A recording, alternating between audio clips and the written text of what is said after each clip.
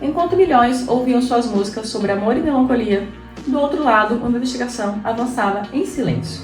Sem entrevistas, sem coletivas, sem respostas públicas. Apenas dados, registros e uma construção lenta, quase invisível. Meses depois da descoberta do corpo de Celeste, o caso começou a desaparecer das manchetes. Para quem acompanhava de fora, parecia que nada estava acontecendo. Nenhuma prisão, nenhuma explicação, nenhuma conclusão. Mas nos bastidores, a história estava sendo reescrita. Investigadores começavam a revisar tudo: celulares, arquivos apagados, localizações, conversas privadas, peça por peça. Eles tentavam montar uma linha do tempo, não baseada em versões, mas em rastros. E foi nesse ponto que algo mudou. Não de forma pública, mas de forma definitiva. Porque, segundo a promotoria, os dados começaram a contar uma história. Uma história que, de acordo com os investigadores, alguém teria tentado esconder.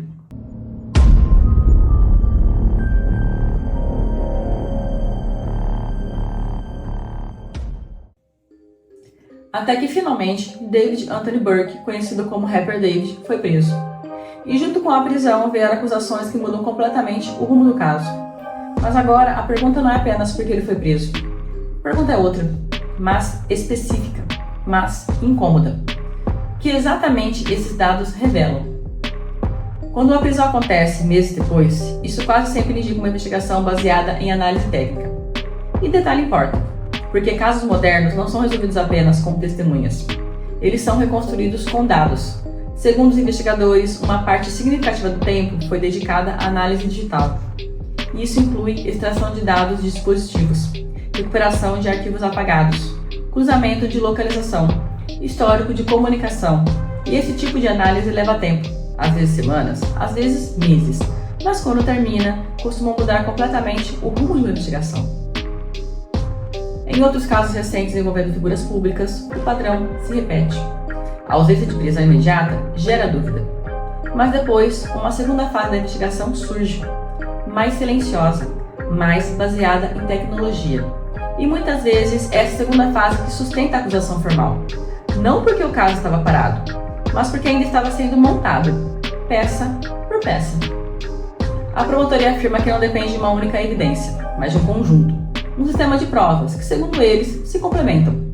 Entre os principais elementos mencionados estão dados digitais, movimentações associadas ao período investigado, registros que ajudam a construir uma linha do tempo.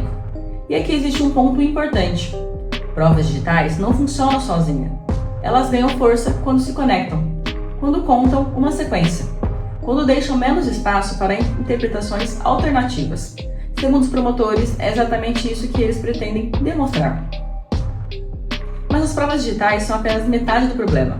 O que a polícia encontrou dentro do carro do David muda o crime de acidental para algo muito mais sinistro. E eu te mostro isso em instantes. Em julgamentos modernos, a linha do tempo é quase uma história, uma reconstrução minuto a minuto. Quem estava onde, quando e por quê? Se a promotoria conseguir sustentar essa linha do tempo, ela não precisa de uma confissão. Ela precisa de coerência. E isso é o que, segundo eles, as evidências digitais podem oferecer. Existe um elemento que torna esse caso diferente, e não tem a ver com o crime, tem a ver com quem está sendo acusado. Antes da prisão, David era visto como um artista em ascensão, um nome ligado à internet, alguém associado à sensibilidade, estética e música emocional. E é exatamente esse contraste que amplifica o impacto do caso, porque agora a imagem pública entra em conflito direto com a acusação criminal. E isso cria uma tensão que vai além do tribunal. Depois da prisão, alguns fãs começaram a revisitar letras e conteúdos do artista, tentando encontrar sinais, indícios, conexões. Isso acontece em muitos casos envolvendo figuras públicas, mas é importante separar interpretação de evidência. Letras de música são expressões artísticas, não são prova judicial. Mesmo assim, elas influenciam a percepção do público e ajudam a construir narrativas paralelas, narrativas que podem reforçar suspeitas ou gerar defesas emocionais.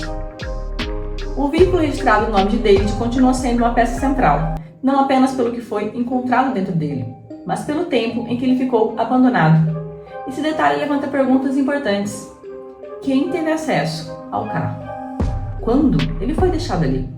E por que ninguém o procurou? Segundo a promotoria, o veículo faz parte da sequência de eventos e pode ajudar a conectar outros elementos da investigação. A acusação de mutilação não é apenas grave, ela também muda a forma como o crime é interpretado. Em muitos casos, esse tipo de acusação está associado à tentativa de ocultação, tentativa de dificultar a identificação, ou a tentativa de atrasar a investigação, mas isso depende da perícia técnica e será um dos pontos mais sensíveis no julgamento. A defesa segue afirmando que David Burke é inocente, e esse posicionamento não é apenas esperado, ele é estratégico, porque neste momento a defesa ainda não precisa provar uma versão alternativa completa. Ela precisa questionar a versão da promotoria, criar dúvida, apontar inconsistências, e isso pode ser decisivo em casos baseados em múltiplas evidências indiretas. A prisão não impacta apenas o processo judicial, ela impacta a imagem, a carreira e o futuro profissional. Plataformas digitais reagem, a audiência reage, fãs se dividem e o artista passa a existir em dois espaços ao mesmo tempo, o artístico e o judicial, e muitas vezes um acaba interferindo diretamente no outro.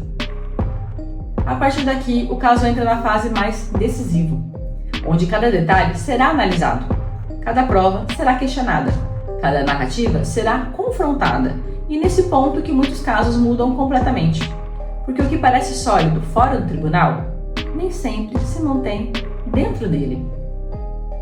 A prisão do rapper David não responde todas as perguntas, mas muda completamente o peso delas. Agora existe uma acusação formal, existe uma defesa estruturada e existe um processo que vai decidir o que realmente pode ser provado.